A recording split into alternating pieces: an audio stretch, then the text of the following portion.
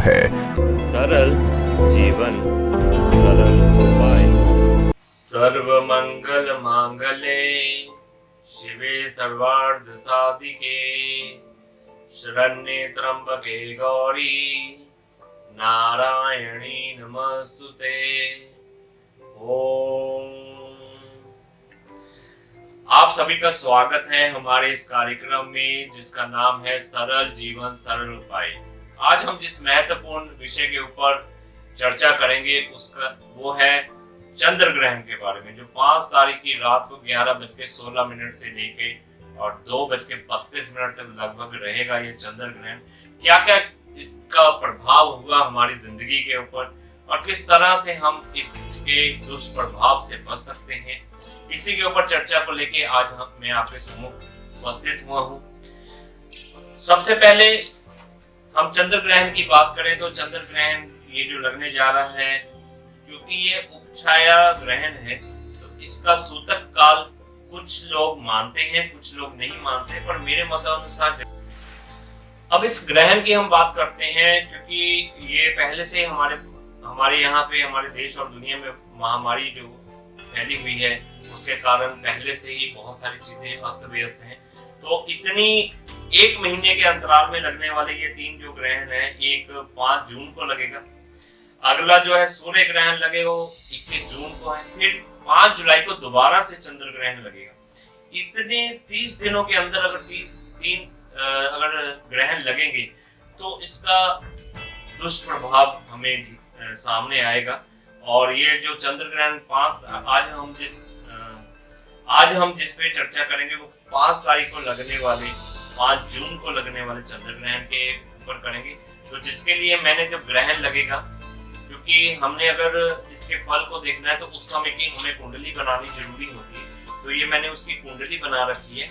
11:16 की ये कुंडली है और ये 5 जून की रात की कुंडली बनी हुई है। तो इसमें देखिए ये चंद्रमा की पहले, क्योंकि ये चंद्र ग्रहण है तो चंद्रमा की स्थिति को हम देखेंगे तो वृश्चिक राशि के अंदर चंद्रमा है और ज्येष्ठा नक्षत्र चल रहा होगा। उस समय जो लगन चल रहा होगा वो मकर राशि के लगन में शनि यहाँ पे है और गुरु भी यहाँ पे है।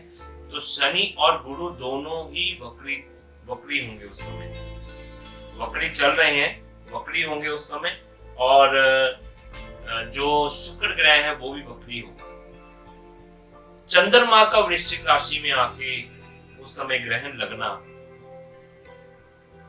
ये देखिए जो 8वीं राशि होती है हमारी, ये मृत्यु तुल्य कष्ट को और हमारी जिंदगी में होने वाले लॉसेस को दर्शाती है। और चंद्रमा का इस राशि में आके ग्रहण लगना हमारे लिए बहुत चिंताजनक है।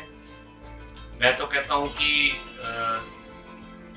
विनाशकारी हो सकता है ये, क्योंकि चंद्रमा हमारे पानी को, जितने भी पूरे हमारी पृथ्वी पर पानी है उसको ये कंट्रोल करके रखता है। तो इसका डिस्टर्ब हो जाना, कहीं ना कहीं पानी अपनी सीमाएं तोड़ सकता है और हमें सुनने को ये भी आ सकता है कि जहाँ पे कभी बाढ़ नहीं आई तो वहां भी बाढ़ आ गई है। क्योंकि जब भी ये सावन के महीने से पहले जो चंद्र ग्रहण, इस तरह के ग्रहण आते हैं तो ये पानी को क्योंकि चंद्रमा कंट्रोल करके रखता है, तो उसको जब ग्रहण लगता है तो वो आउट ऑफ कंट्रोल हो जाता है पानी।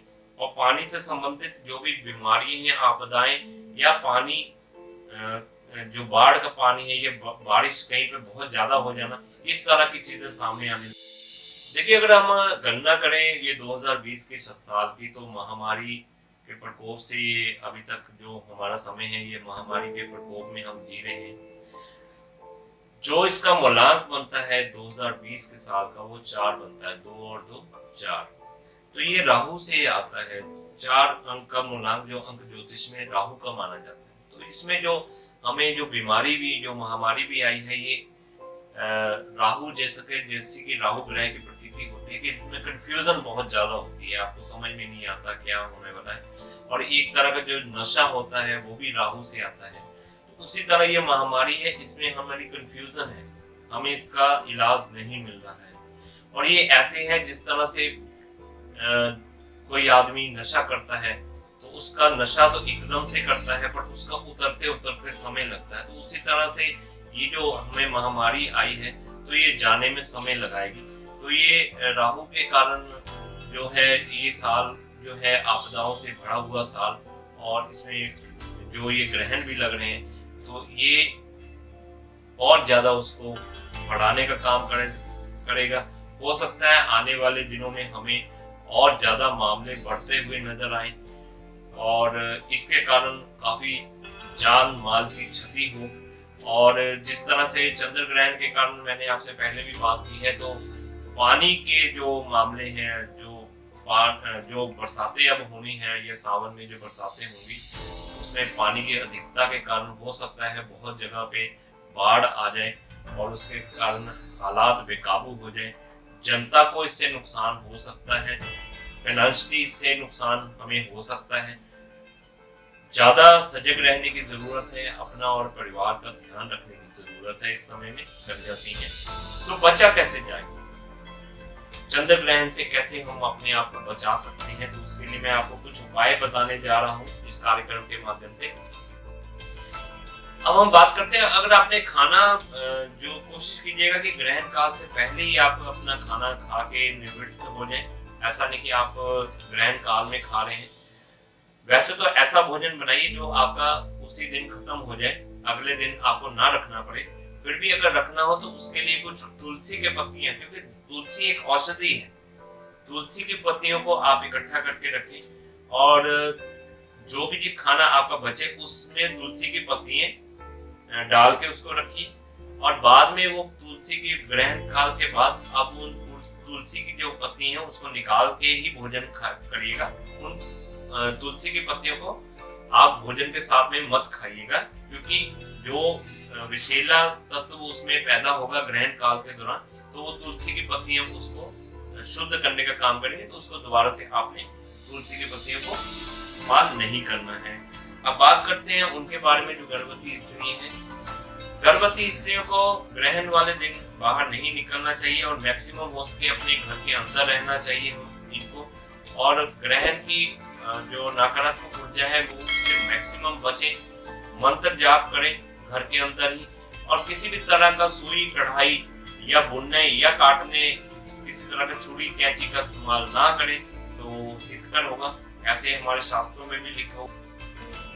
गर्भवती महिलाओं के लिए एक बात मैं और कहना चाहूंगा, ये उपाय के तौर पे आप रखिएगा कि जब ग्रहण काल होगा तो अपनी गोद में एक नारियल, हरा वाला नारियल लेके रखिएगा और उसको ग्रहण काल के बाद अगले दिन उसको किसी के माध्यम से आप भेज के उसको जल प्रवाहित करवा दीजिएगा।